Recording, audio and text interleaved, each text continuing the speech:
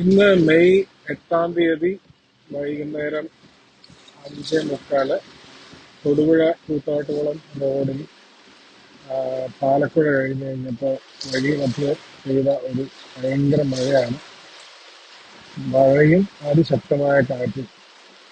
അപ്പോൾ അപകടകരമായ സാഹചര്യത്തിൽ വണ്ടി വഴിയിൽ കൂടെ ഓടിക്കാൻ ബുദ്ധിമുട്ടായതുകൊണ്ട് ലൈൻ കമ്പി ഇല്ലാത്തതും മരങ്ങളില്ലാത്തതുമായിട്ടുള്ളൊരു സൈഡ് നോക്കി വണ്ടി ഒതുക്കി പാർക്ക് ചെയ്തിട്ടിരിക്കുകയാണ്.